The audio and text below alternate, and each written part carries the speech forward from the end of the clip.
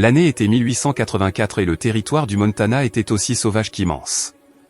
Tout au bout du monde, blotti entre des collines rougies par le soleil et des clôtures à moitié effacées, s'étendait un bout de terre appelé Amber Ridge. Ce n'était ni le plus grand ranch ni le meilleur, mais pour deux sœurs, c'était tout. Willa Alderwood, l'aînée, avait les mains plus dures que le cuir et un cœur fait de pierre et de chagrin. Depuis la mort de leur père, elle gérait Amber Ridge seule, juste elle, sa sœur et une terre qui demandait toujours plus qu'elle ne donnait. On n'a pas besoin d'aide, disait-elle toujours, on a juste besoin de plus de lumière. Mais même la lumière commençait à manquer.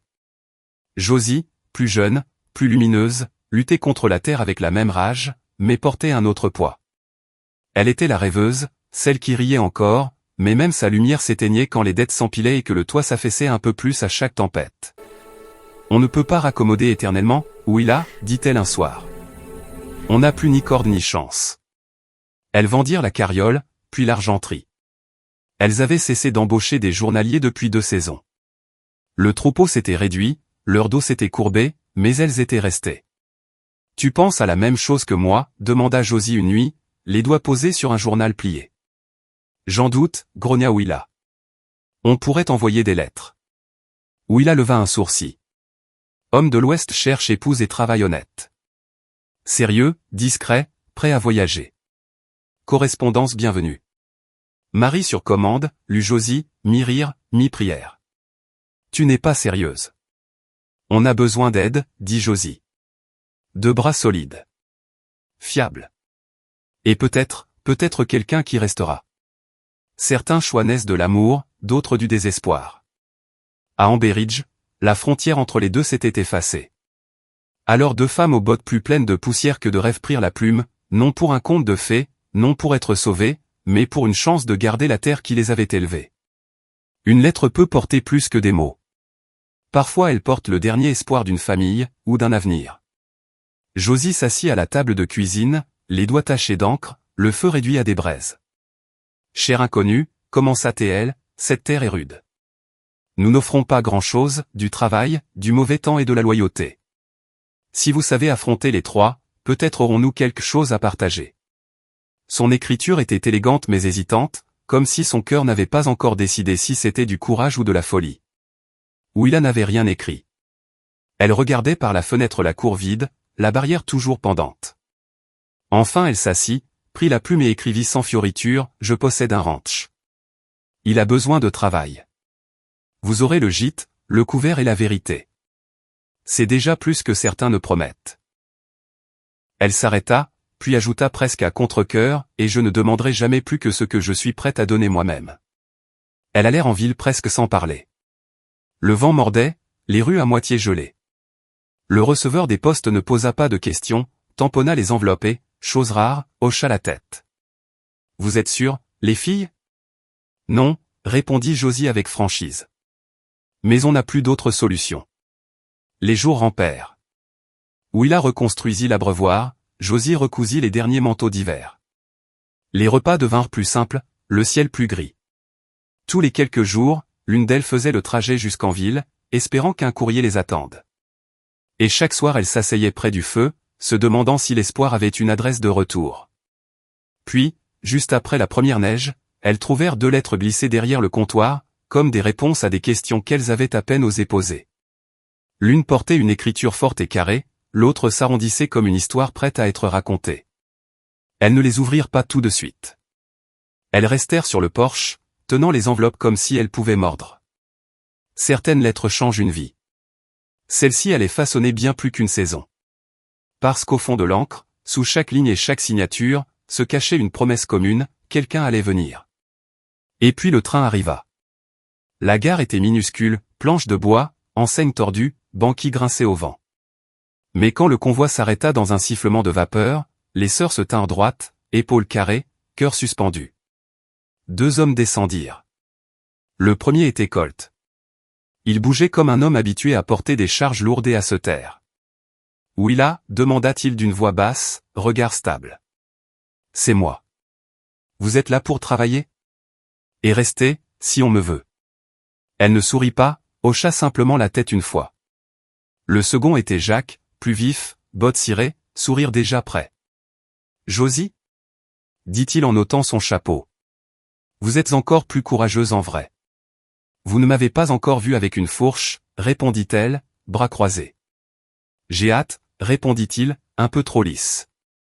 Josie ne rit pas, mais ses yeux glissèrent vers ses bottes trop propres. Pas de fête. Juste 2 assiettes de plus sur la table, 2 lits faits, 2 paires d'yeux qui observaient chaque geste. Elle ne cherchait pas des maris. Elle cherchait de l'aide qui resterait et une confiance qui demanderait plus qu'une poignée de main. Colt commença par la clôture ouest. Sans question, sans consigne. Vous avez déjà fait ça, observa Willa. La plupart des clôtures se fichent de qui les a montées, du moment qu'elles tiennent, répondit-il. Elle ne répondit pas, mais lui tendit un nouveau poteau. Jacques tenta de dégeler l'abreuvoir, glissa plusieurs fois. Vous voulez de l'aide? Demanda Josie. C'est si évident? Je me demandais juste si vous aviez déjà travaillé dehors. J'ai travaillé. Pas comme ça.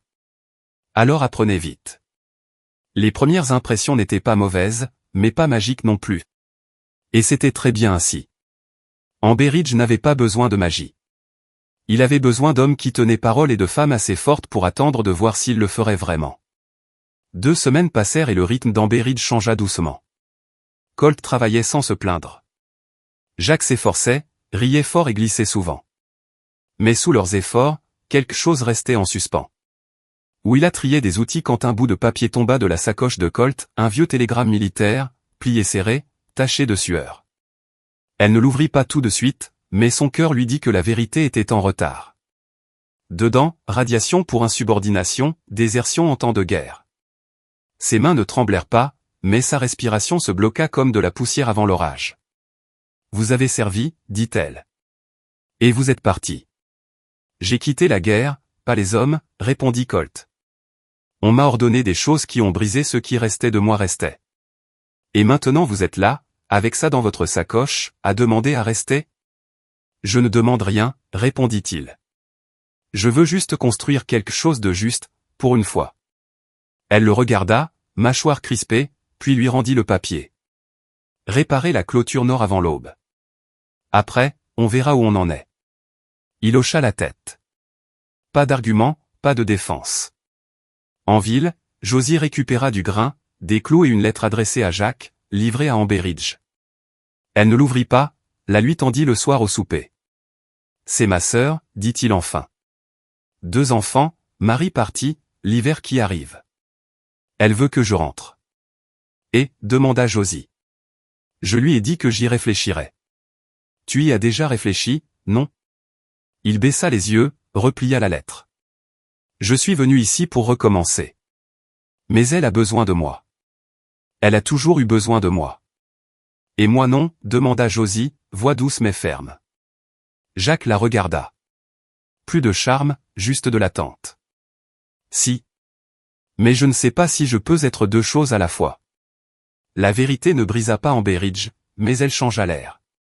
Pour Willa, la confiance portait désormais un nom qu'elle n'avait pas encore prononcé entièrement. Pour Josie, elle portait la peur d'être seconde derrière l'obligation d'un autre. Et pour les hommes, ils se tenaient désormais là où le sol pouvait basculer sous leurs bottes. La neige tomba plus forte ensuite, pas de blizzard, juste assez régulière pour s'installer dans les os et tester ce qui tenait debout. Colt travaillait déjà quand Willa sortit, bottes et gel, mains à vif. Même rythme qu'avant, mais elle ne regardait plus la barrière. Elle le regardait, lui. Vous comptez repartir un jour, demanda-t-elle. Pas à moins que vous me le demandiez, répondit-il sans ciller. Vous portez toujours ce papier? Tous les jours. Alors il est peut-être temps d'arrêter de le laisser vous définir, dit-elle, et de me montrer qui vous êtes maintenant. Colt leva les yeux, stable. C'est la seule raison pour laquelle je suis là. Josie n'attendit pas que Jacques vienne la trouver. Elle n'avait pas besoin d'être sauvée, mais quand il apparut, chapeau à la main, elle lui lança un regard qui signifiait ça a intérêt à valoir le coup. J'ai dit à ma sœur que je restais ici, dit Jacques. Que j'enverrai de l'argent quand je pourrai. Que je ne peux pas être à 2 endroits à la fois. Et que j'avais fait mon choix. Il t'a fallu du temps, dit Josie sans le regarder. Je croyais que partir était une preuve de force. En fait, rester en est une. Elle croisa enfin son regard. Tu es sûr? Non, avoua-t-il. Mais je veux le découvrir avec toi. Josie hocha lentement la tête. Alors viens m'aider à empiler les balles de foin. Je ne vais pas le faire toute seule. Il se plaça à côté d'elle sans hésiter. Ce soir-là, les sœurs s'assirent côte à côte sur la balançoire du porche. Pas de musique, pas de mots pendant un moment. Tu crois encore qu'on a été folle? Demanda doucement Josie. Je crois qu'on était désespérés, répondit Willa. Et courageuse. Parfois les deux vont ensemble. Tu penses qu'ils resteront? Willa jeta un œil vers la grange. La lanterne brûlait encore. Deux ombres bougeaient, sans hâte de partir. Je crois qu'ils commencent à comprendre ce que veut dire rester. La confiance prend du temps, le pardon plus encore. Mais certaines clôtures ne se réparent pas qu'avec des clous. Parfois il faut se présenter jour après jour jusqu'à ce que la terre et les cœurs qui vivent dessus croient que tu es là pour de bon. L'hiver serra Amberige dans son étreinte, recouvrant tout de blanc lourd, mais la vie continua, plus solide qu'avant. Les clôtures tinrent sous le poids, la pile de bois grandit, et pour une fois le ciel au-dessus d'Amberige ressemblait à un toit plutôt qu'à une menace. Colt marchait à côté de Willa, ni devant ni derrière. Vous vous êtes déjà senti appartenir quelque part? Demanda-t-il. Pas souvent, répondit-elle. Mais ces temps-ci, j'oublie de me poser la question. Ils s'arrêtèrent au bord de la crête. Vous portez toujours ce papier? Demanda-t-elle. Non, dit-il. Je l'ai enterré la semaine dernière derrière la grange. Willa sourit alors, un vrai sourire, sans garde. Jacques ne brûla plus les biscuits.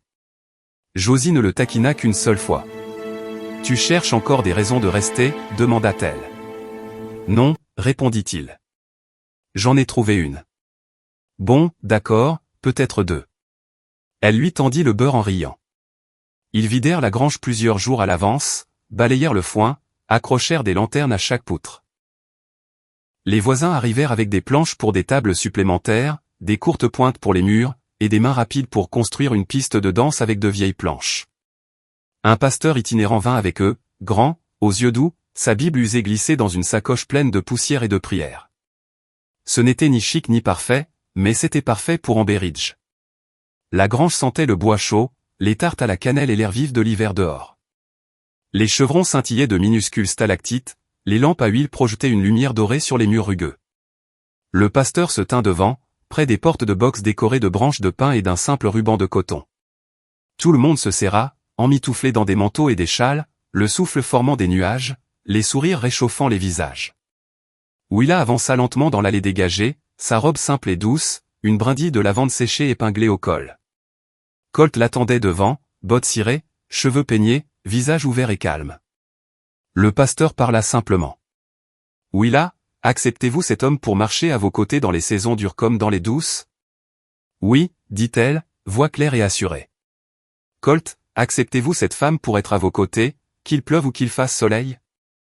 Oui, dit Colt en serrant sa main. Quand le pasteur hocha la tête, Colt se pencha, posa un baiser lent et respectueux sur les lèvres de Willa et appuya son front contre le sien, juste un instant. Puis ce fut au tour de Josie, rayonnante, riant malgré ses nerfs. Jacques ne pouvait s'arrêter de sourire en la rejoignant à mi-chemin.